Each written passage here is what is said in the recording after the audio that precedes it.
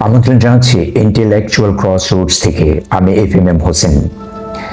শুরুতেই বলে নেই, আজকে মন ভালো নেই একদমই। কেন? তাহলে এই দৃশ্যগুলো একটু দেখুন।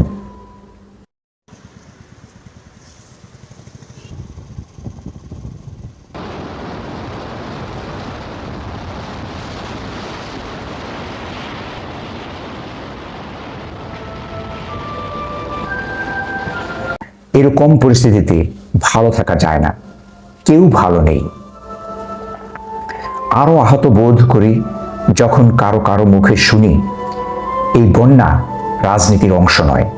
অন্যদিকে ভারতীয় কর্তৃপক্ষ এক বিবৃতির মাধ্যমে বাংলাদেশের যে উদ্বেগ তা নাকচ করার চেষ্টা করেছে। তারা বলেছে যে তারা কোনো বাঁধের গেট খুলে দেয়নি। পার্টিকুলারলি তারা মেনশন করেছে যে ডুম্বুর বাঁধের গেট খুলে তারা দেয়নি। প্রশ্ন হচ্ছে যে ভারতীয় কর্তৃপক্ষকে আপনি কতটুকু বিশ্বাস করতে পারবেন? কারণ ভারতীয় কর্তৃপক্ষকে আমরা ক্রনিক লায়ার হিসেবে চিনি। আমাদের দেশেও একজন ছিলেন ক্রনিক লায়ার, শেখ হাসিনা। ভারতের এজেন্ট হিসেবে তিনি দিল্লি থেকে বাংলাদেশে এসেছিলেন এবং বাংলাদেশ থেকে আবার সেখানে পৌঁছে গেছেন। শেখ হাসিনা যেমন তার নিজের জনগণের সঙ্গে কখনোই সত্য কথাটা বলেননি, তেমনি ভারতীয় কর্তৃপক্ষ তার নিজের জনগণের সঙ্গেই সত্য কথা বলেন না। আমাদের সঙ্গে আসলে সত্য কথা বলেছেন কিনা সেটা আমরা কিভাবে বিশ্বাস করতে পারি? আচ্ছা, একটু শুনে নিই ভারতীয় কর্তৃপক্ষ কি কথাটা বলেছেন। আমরা একাধিক ভারতীয় অনলাইনগুলোতে ভারতীয় কর্তৃপক্ষের এই বিবৃতিটা পড়েছি। তারা বলেছেন যে অতি বৃষ্টির কারণে এই বন্যা।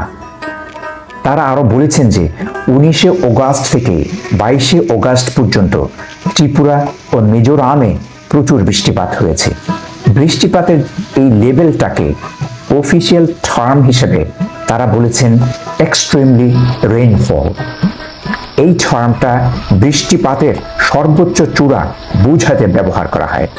তারা এই বৃষ্টিপাতের কারণে বন্যা সৃষ্টি হয়েছে এই কথা বলার পাশাপাশি এটাও বলেছেন যে ডুম্বুর বাঁধের কোনো গেট তারা খুলে দেননি। একটা বাঁধের নামই তারা প্রকাশ করেছেন, সেটা হলো ডুম্বুর বাঁধ। এই বাঁধটা আসলে গোমতী নদীর উপরে বাংলাদেশের সীমান্ত থেকে 123 কিলোমিটার উজানে। এটা একটা ছোট হাইড্রো ইলেকট্রিক প্রজেক্ট। তারা বলেছেন যে এই ডুম্বুর বাঁধ 94 মিটার পর্যন্ত পানি ধরে রাখতে পারে। ওয়াটার লেভেল যখন 94 মিটারের উপরে উঠে যায় তখন এই বাঁধের গেটগুলো অটোমেটিকলি খুলে যায়। তারা বলেছেন যে এই বাঁধের দুটো গেট আছে।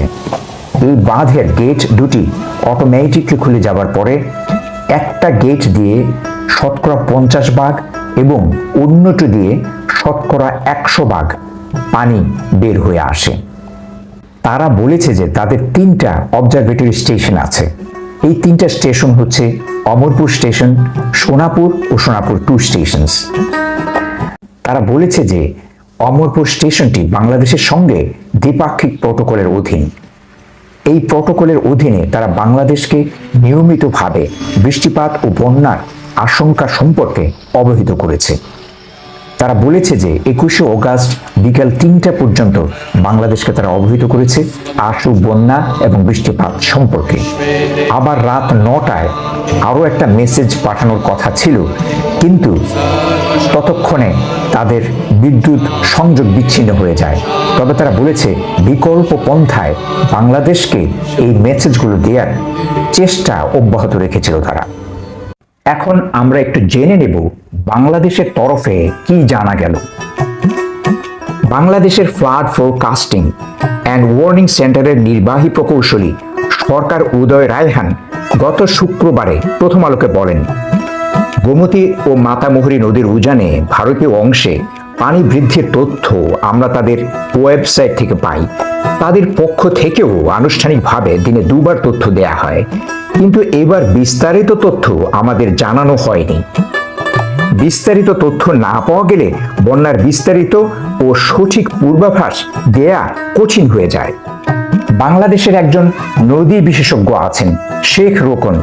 তিনি বন্যার চরিত্র সম্পর্কেও কিছু কথা বলেছেন। তিনি বলেছেন এই বন্যা স্বাভাবিক বন্যা নয়। এমনি বন্যা উঠে যায় 3 দিন ধরে, 4 দিন ধরে বা 1 সপ্তাহ ধরে, তারপর নেমে যায় ধীরে ধীরে, পানিগুলো সরে যায় বন্যা চলাকালে। কিন্তু যদি আপনি কোনো এরকম রিজার্ভার বা ব্যারেজ ড্যাম খুলে দেন, তাহলে কয়েক ঘন্টার মধ্যে প্রবল স্রোত নিয়ে অনেক পানি আসে। আপনি ফেনীতে খোঁজ নেবেন, তারা বলছে যে দেখতে দেখতে পানি 1 তলা থেকে 2 তলায় উঠছে, 2 তলা থেকে 3 তলায় উঠে যাচ্ছে। তিনি আরো একটা তথ্য তার বক্তব্যে যোগ করেছেন। তিনি বলেছেন যে পানির প্রেসার অতিরিক্ত হয়ে গেলে ব্যারেজের গেট খুলে দেওয়া ছাড়া আর কোনো উপায় থাকে না, নয়তো ব্যারেজগুলো ক্ষতিগ্রস্ত হওয়ার আশঙ্কা থাকে। আমরা এখানে ত্রিপুরার ড্যামস এবং ব্যারেজ সম্পর্কে আরো কিছু তথ্য যোগ করতে চাই। আপনারা জানেন ত্রিপুরাতে 3টি ব্যারেজ আছে এবং 332টি জ্যাক ড্যামস আছে।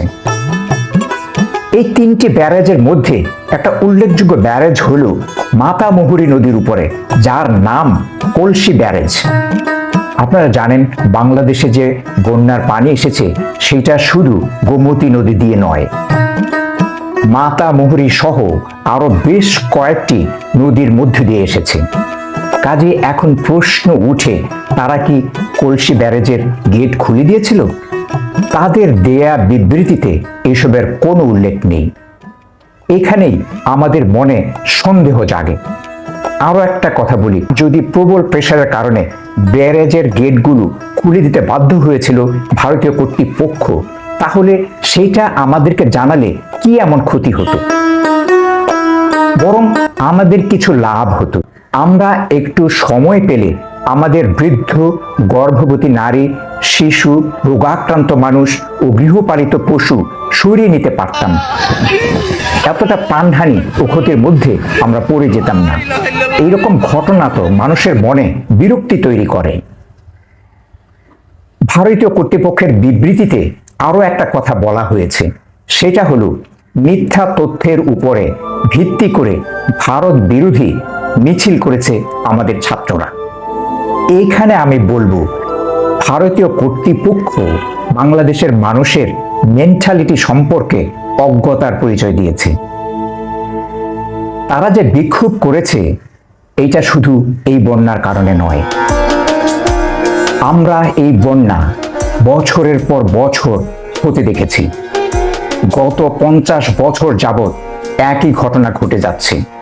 যখন আমাদের দেশে প্রবল বৃষ্টিপাত হয়, যখন আমাদের পানির দরকার পড়ে না, তখন ভারতীয় কর্তৃপক্ষ তাদের সকল বাঁধের গেট খুলে দেয় এবং এই ক্ষেত্রে বাংলাদেশ কর্তৃপক্ষকে আগাম কোনো সতর্ক বার্তাও দেয় না।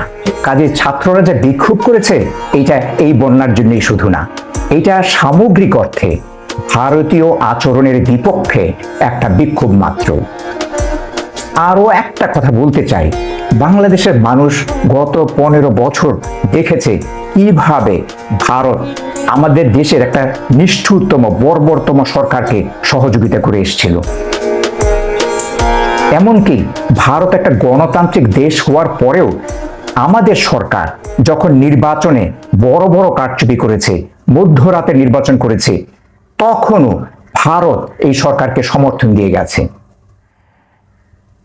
এই সরকারকে সমর্থন দেওয়ার ক্ষেত্রে ভারত তাদের যে পশ্চিমা মিত্র যুক্তরাষ্ট্র সহ আরো তাদের আহ্বানও তারা আমলে নেয়নি।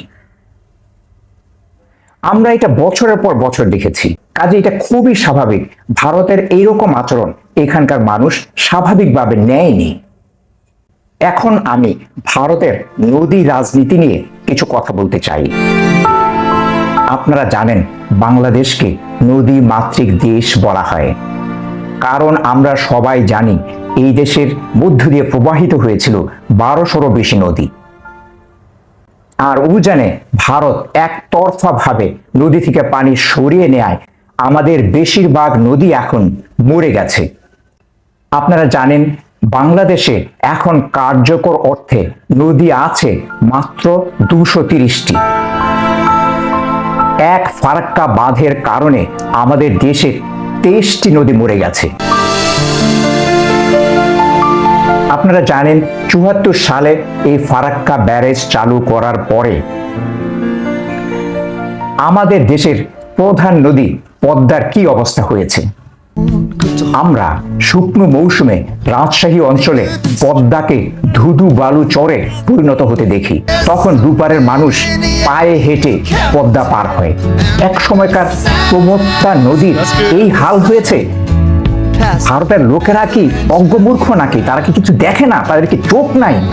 ভারতীয়দের কি কোনো বিবেক নাই? এটা কি বিবেক শূন্য জাতি নাকি?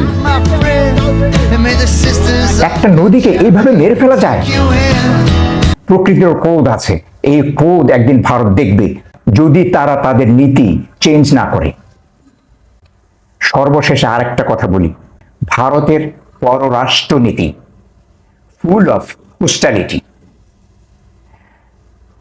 ভারত তার প্রতিবেশী দেশগুলোকে সব সময় অস্থিতিশীল দেখতে চায় এবং এর মাধ্যমে তারা তাদের শোষণ অব্যাহত রাখার চেষ্টা করে, যে কারণে ভারতকে শ্রীলঙ্কা, নেপাল, মালদ্বীপ এবং সর্বশেষ বাংলাদেশ থেকে বের করে দেওয়া হয়েছে।